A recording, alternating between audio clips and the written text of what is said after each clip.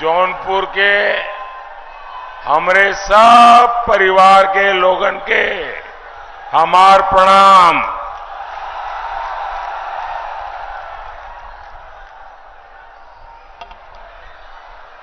आपका ये आशीर्वाद,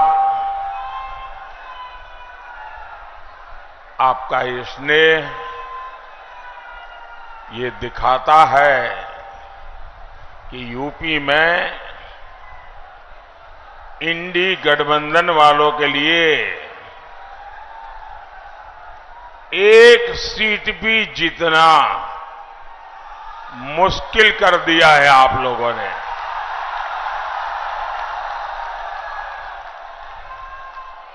चार जून को जौनपुर में इतनी इमरती बटेगी कि सारे रिकॉर्ड टूट जाएंगे। भाइयों और बहनों, ये चुनाव देश के प्रधानमंत्री चुनने का अवसर है। अब ऐसा प्रधानमंत्री जो एक दमदार सरकार चलाए, जिस पर दुनिया रौब न जमा सके, लेकिन वो भारत के दमखम से दुनिया को परिचित करवाए। इसलिए जब आप जौनपुर से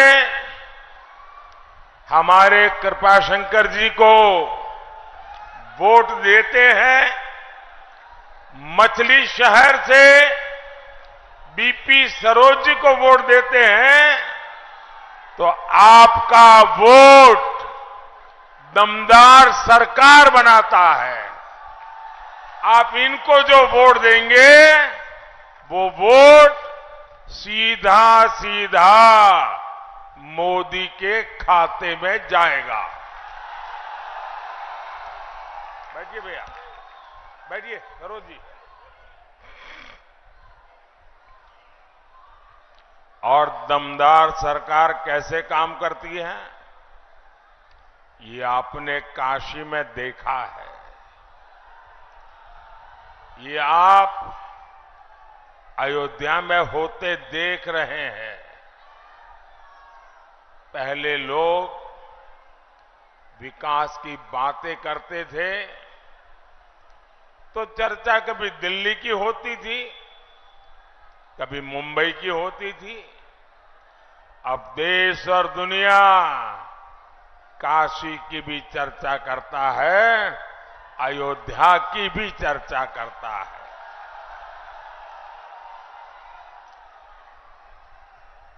भाइयों बहनों, इतनी बड़ी तादाद में आपका आना, उसमें भी मैं देख रहा हूं चारों तरफ मुझे माताएं बहनें के दर्शन हो रहे हैं।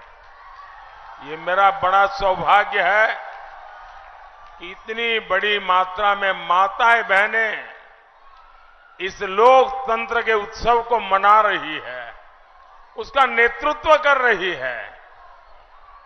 और आपके आशीर्वाद, जीवन में और क्या चाहिए। मां बहनें, आपका आशीर्वाद ये मेरी बहुत बड़ी शक्ति बन गई है।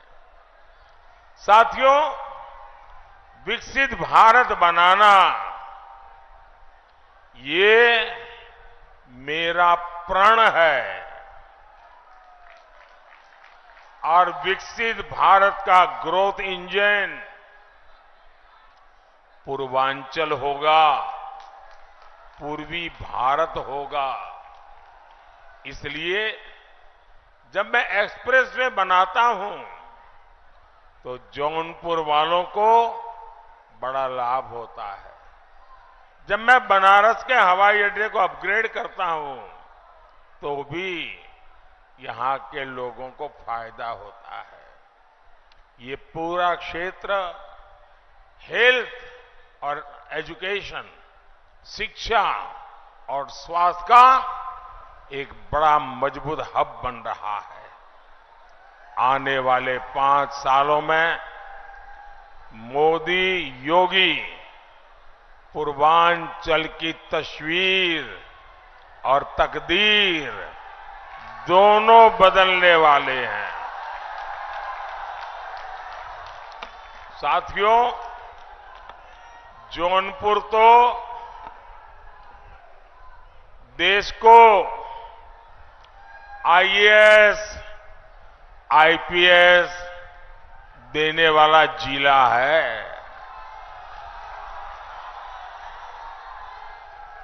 एनडीए सरकार परीक्षा से लेकर भर्ती तक नई और पारदर्शी व्यवस्थाएं बनाने में जुटी है।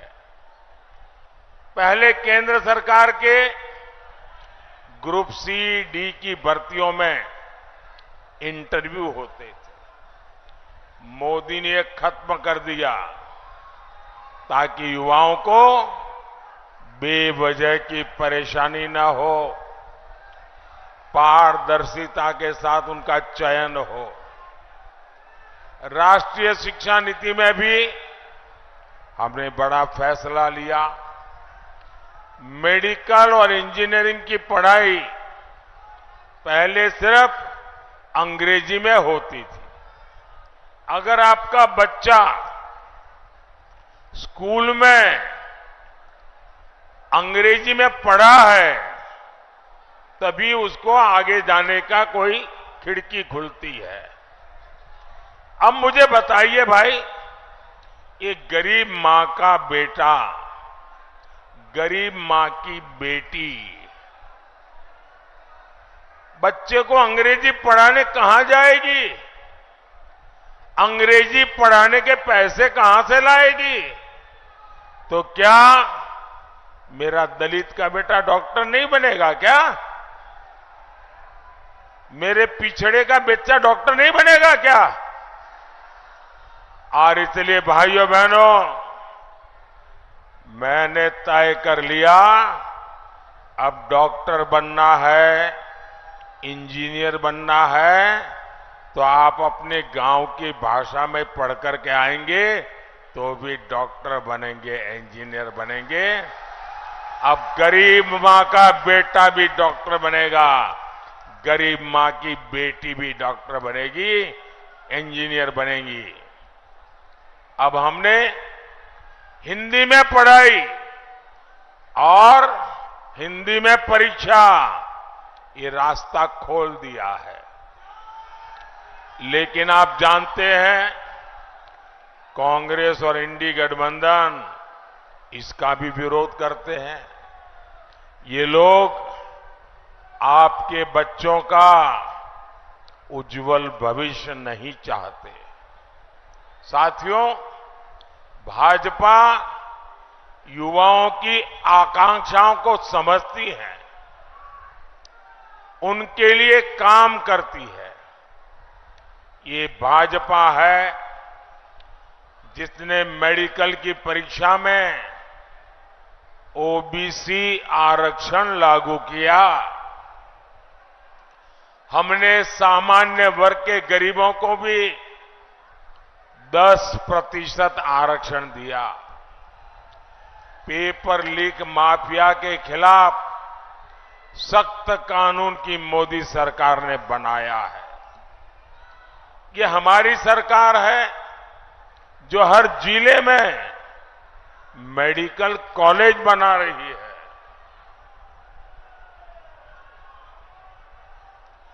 हम रिकॉर्ड संख्या में आईआईटी, आईआईएम, एम्स बना रहे हैं और इस महाअभियान का सबसे ज्यादा फायदा युवाओं को मिल रहा है।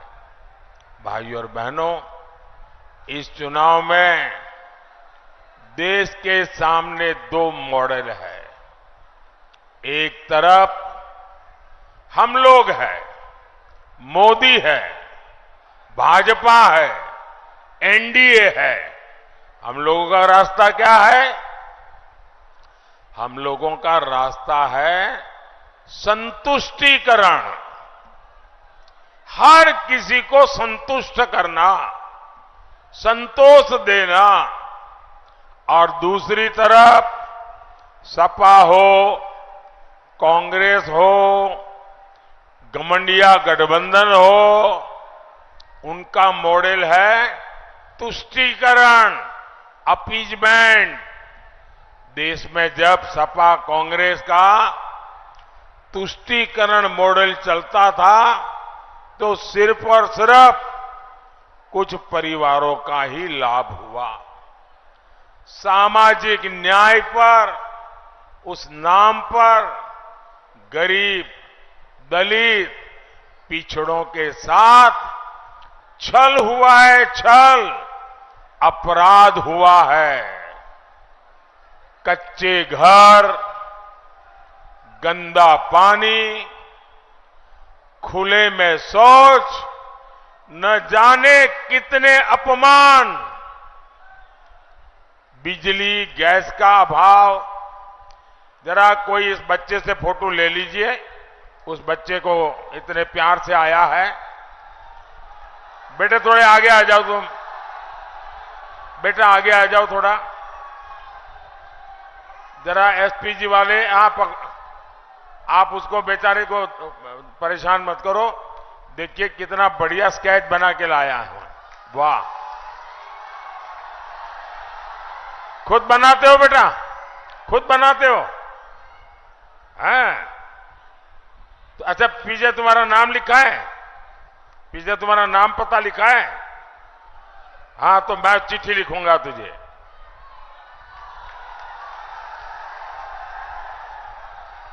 देखिए तुम इतना अच्छा बनाते हो तो पढ़ाई भी उसी में करना, तुम बहुत अच्छे आर्टिस्ट बनोगे। करोगे?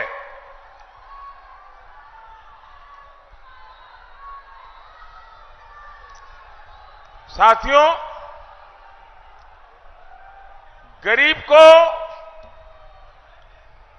कैसे अभाव में जीना पड़ता था। बिजली नहीं, गैस के चूल्हे का तो सवाल नहीं, राशन नहीं, अस्पताल में इलाज नहीं, नौजवान के लिए पलायन करने के सिवाय कोई चारा नहीं। और वो वहां जहां जाते थे वहां भी चैन से नहीं रह सकते थे।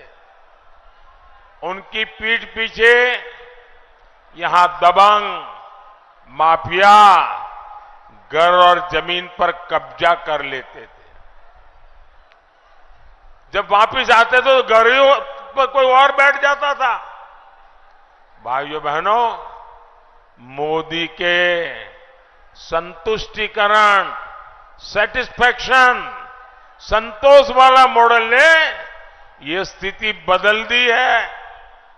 यूपी में भाजपा ने जमीन माफिया, ये जो उद्योग चल रहा था ना, जमीन माफिया की कमर तोड़ दी है, कमर।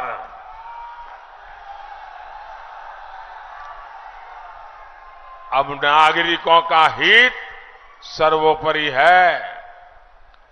जो जौनपुर में राशन कार्ड बना है, अब उसी पर मुंबई जाओ, सूरत जाओ, हैदराबाद जाओ, मुफ्त राशन उस पर मिल जाएगा। क्योंकि मोदी ने one nation one ration card लागू कर दिया है। यहां यूपी में 50 लाख पक्के घर लाभार्थियों को मिल चुके हैं। इसमें से 1 लाख घर यहीं ये जौनपुर जिले में मिले हैं। अब 1 लाख घर एक जिले में, मुझे बताइए हर मां मोदी को आशीर्वाद देगी कि नहीं देगी? देगी कि नहीं देगी? फिर ये ईवीएम करके चिल्लाते हैं। अरे इनको मालूम नहीं है ये ईवीएम का खेल नहीं है, ये हर मां बहन के आशीर्वाद है जिसको रहने के लिए पक्का घर मिला है। और मुझे कभी कभी मौका मिल जाता है तो मैं इन लाभार्थियों के घर में जाके देखता हूं। इनमें शौचालय, नल से जल, बिजली, सस्ता सिलेंडर, ये सारी सुविधाएं घर के साथ होती हैं। सिर्फ चार दीवारें नहीं, घर यानी पक्का घर। और ज्यादातर घर, हमारे समाज का रिवाज कैसा है, मेरी माताएं बहनों को जरूर बता देना, मेरी ये बात जरूर बता देंगे आप लोग। हमारे यहां परंपरा क्या थी, घर है तो पति के नाम। ये क्या बढ़िया मोदी योगी बना लाए हो भाई। और ये मोदी तो इतना सुंदर लग रहा है, क्या बढ़िया मेकअप किया है भाई, और हाथ भी बढ़िया। वाह, दोनों मोदी योगी बन के आ गए।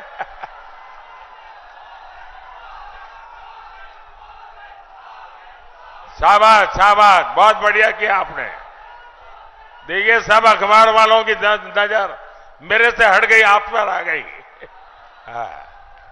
बढ़िया है, वाह। ये मोदी को तो हाथ हिलाना भी आ गया है।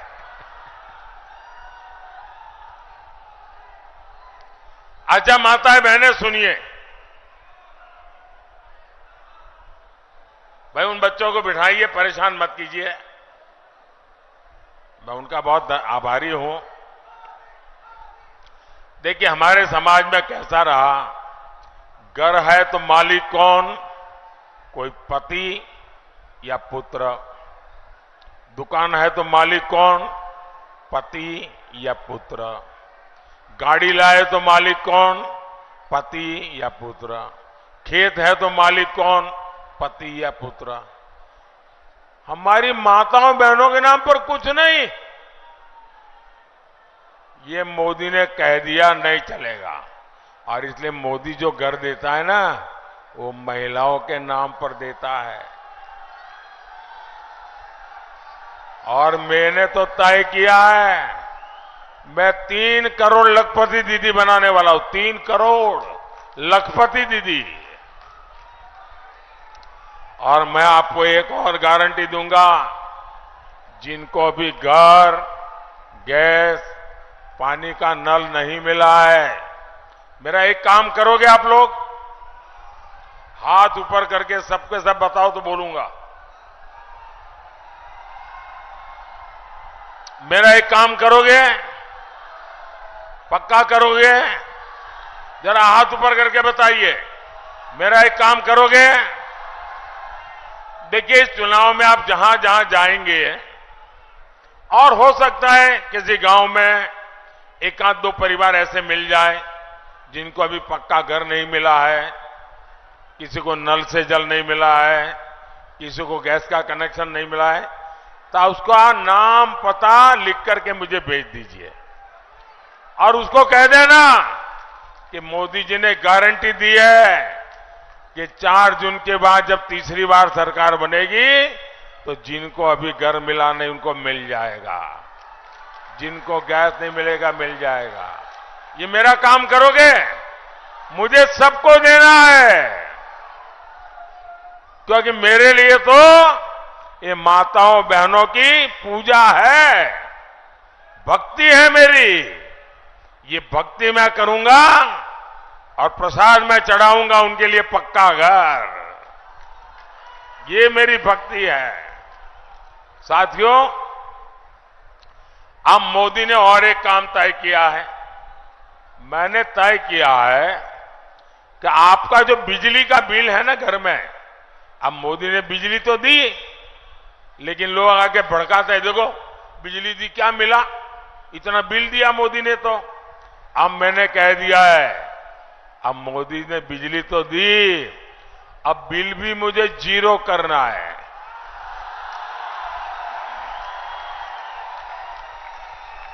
बिजली का बिल 0। इतना ही नहीं, आप बिजली पैदा भी करेंगे और घर के काम की बिजली के अतिरिक्त जो बिजली होगी वो सरकार खरीद करके आपको कमाई भी होगी। ये पीएम सूर्यघर योजना के तहत होगा। मोदी की एक और गारंटी आपके परिवार की बचत बढ़ाने वाली है। अब देखिए, हर परिवार में बुजुर्ग लोग होते हैं, 70 वर्ष से ऊपर के आयु के माता पिता, दादा दादी, चाचा चाची, नाना नानी, कोई कोई तो होता ही है। और 70 साल हो जाते हैं तो छोटी मोटी बीमारी भी आ जाती है। अब जो बेटा और बेटी कमाते हैं, उनके सामने एक तरफ खुद का रोजमर्रा की जिंदगी, दूसरी तरफ बच्चों का भविष्य और ऊपर से बुजुर्ग माता पिता की जिम्मेवारी। और उसमें भी अगर कोई बीमारी आ गई तो वो परिवार बेचारा तबाह हो जाता है। कितना ही मेहनती बेटा हो, कितनी मेहनती बेटी हो, लेकिन बीमारी परिवार में मुसीबत कर देती है। तो मोदी ने की एक और गारंटी, आपके माता पिता, दादा दादी, चाचा चाची, नाना नानी अगर वो 70 साल से ऊपर के हैं तो उनके इलाज की चिंता आप नहीं, ये मोदी करेगा, आपका बेटा करेगा। और इससे आपका जो पैसा बचेगा उससे आपको अपने बच्चों का भविष्य बनाना है। बनाएंगे। भाइयों बहनों, एक तरफ मोदी संतुष्टिकरण से सच्चा सामाजिक न्याय देने में जुटा है, तो वहीं सपा कांग्रेस का इंडी गठबंधन तुष्टीकरण के गर्त में गिरता चला जा रहा है। वोट बैंक की राजनीति से ऊपर नहीं उठता है। आए दिन कभी छिप करके, कभी खुलेआम हिंदू मुसलमान 70 साल से यही खेल करते रहे। अब मुझे बताइए भाइयों, इस देश को 500 साल के इंतजार के बाद, 500 साल के इंतजार के बाद राम मंदिर मिला कि नहीं मिला? आपको आनंद हुआ कि नहीं हुआ? गर्व हुआ कि नहीं हुआ? पूरा देश खुश है, दुनिया में रहने वाला हर हिंदुस्तानी खुश है, लेकिन ये परिवारवादी गालियां दे रहे हैं, गालियां। सपा के शहजादे, उनके एक चाचा, वो तो राम मंदिर को कहते हैं बेकार है, बेकार। ये सपा के शहजादे काशी का मजाक उड़ाते हैं। साथियों, अपने वोट बैंक को खुश करने के लिए ये लोग हर हद पार कर रहे हैं। अब मुझे तो हैरानी है, 21वीं सदी और ये 3 तलाक का झंडा लेके घूम रहे हैं। ये माताओं बहनों के साथ जुल्म हो रहा है, ये समझने को तैयार नहीं। क्यों? वोट मिलता है। ये आर्टिकल 370 जो हटाया हमने, देश का संविधान पूरे देश में लागू किया, अब कहते नहीं, हम 370 की दीवार फिर से बना देंगे। ये धर्म के आधार पर देश में आरक्षण की वकालत करते हैं। ये देश का संविधान बदलकर एससी, एसटी, ओबीसी को जो आरक्षण मिला है उसका हक छीनना चाहते हैं, डाका डालना चाहते हैं। और ये काम उन्होंने कर्नाटक में कर दिया। वहां उन्होंने क्या किया, वहां जितने मुसलमान थे कर्नाटका में, कितने ही सुखी हो, संपन्न हो, पढ़े लिखे हो, उन्होंने रातों रात सभी मुसलमानों को एक हुक्म करके ओबीसी बना दिया। ऐसे क्या हुआ, जो ओबीसी को आरक्षण मिला था उसमें बहुत बड़ा डाका डाल दिया। रातों रात आरक्षण का 2 हिस्से हो गए एक हिस्सा उनके पास चला गया और बाकी जो इतने सालों से ओबीसी का आरक्षण था वो बेचारे रोते रह गए। और ये पूरा मॉडल पूरे देश में लागू करना चाहते हैं। भाइयों बहनों, मैं भी आप ही के बीच में से निकला हूं। क्या मेरे जीते जी ये कर पाएंगे? क्या मेरे जीते जी ये ओबीसी का आरक्षण छीन पाएंगे? क्या मेरे जीते जी ये एससी का आरक्षण छीन पाएंगे? क्या मेरे जीते जी एसटी का आरक्षण छीन पाएंगे? क्या भाइयों बहनों, मैं जिंदा हूं ना, तब तक मैं इनको ये राजनीति नहीं करने दूंगा। अब आपने सुना होगा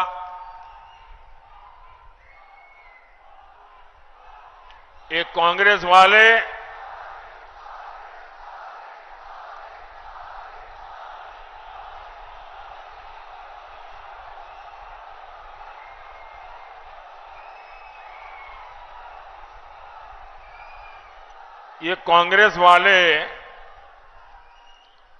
एक एक्सरे मशीन लाए, एक्सरे मशीन। जरा उससे सावधान रहने की जरूरत है। एक कांग्रेस वाले अभी पिछले एक हफ्ते से मैं जरा उनकी हिडन एजेंडा को खुला कर रहा हूं, तब से डर गए हैं और मुझे लगता है उनका एक्सरे मशीन बिगड़ा हुआ है, रिपेयरिंग में गया लगता है। वो कहते हैं हम आपकी संपत्ति का एक्सरे निकालेंगे।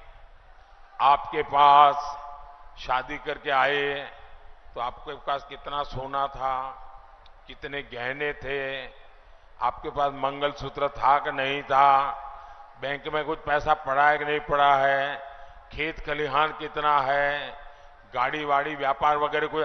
बोले हम सारा एक्सरे निकालेंगे और आपकी आवश्यकता से ज्यादा है वो हम छीन लेंगे। मुझे बताइए, आपको छीनने देंगे क्या? आपका खेत खलिहान छीनने देंगे क्या? आपका मंगलसूत्र छीनने देंगे क्या? आपके गहने छीनने देंगे क्या? भाइयों बहनों, इनका तो इरादा है कि अब आपके पास जो है ना, वो मरने के बाद आप अपने बच्चों को नहीं दे सकते हैं। बताइए, हमारे देश में हर माँ बाप जीवन के आखिर में चाहता है कि मेरे पास कुछ ज्यादा हो ताकि मैं बच्चों को दे करके जाऊं। ये कहते हैं मरने के बाद आप अपने बच्चों को नहीं दे पाएंगे, आधे से ज्यादा सरकार ले लेगी। क्या आप लेने देंगे क्या? भाइयों बहनों, ये सपा कांग्रेस के खेल खतरनाक है, शहजादों की नीति खतरनाक है। वो आप यहां आपसे वोट मांगने हैं और दक्षिण भारत में जाकर के उत्तर प्रदेश के लोगों का अपमान करते हैं, गालियां देते हैं, उत्तर प्रदेश के लोगों के लिए अनाप शनाप भाषा बोलते हैं। वो ये लोग सनातन धर्म को गालियां दिलवाते हैं।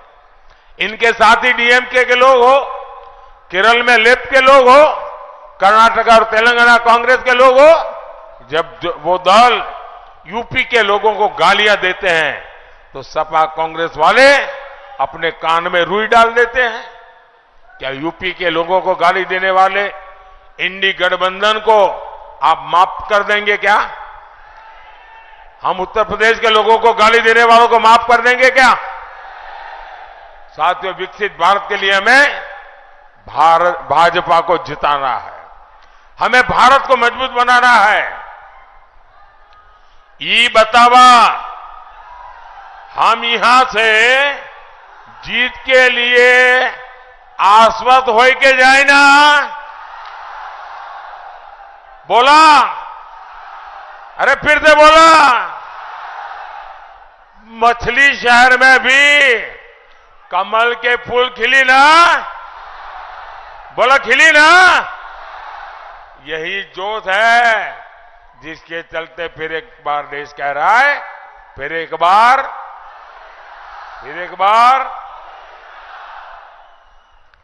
मैं बहुत बहुत आपका आभारी हूं। मेरे साथ बोलिए भारत माता की, भारत माता की। बहुत बहुत धन्यवाद। जौनपुर से आप प्रधानमंत्री नरेंद्र मोदी को सुन रहे थे और देखिए एक बार फिर से एक्सरे वाली बात पर कांग्रेस को घेरने की पीएम मोदी ने कोशिश की है। बड़ी बातें प्रधानमंत्री नरेंद्र मोदी की तरफ से कही गई हैं। आज पूर्वांचल के दौरे पर आप कह सकते हैं, चुनाव प्रचार के दौरे पर प्रधानमंत्री नरेंद्र मोदी हैं। जौनपुर से पीएम मोदी को आप सुन रहे थे।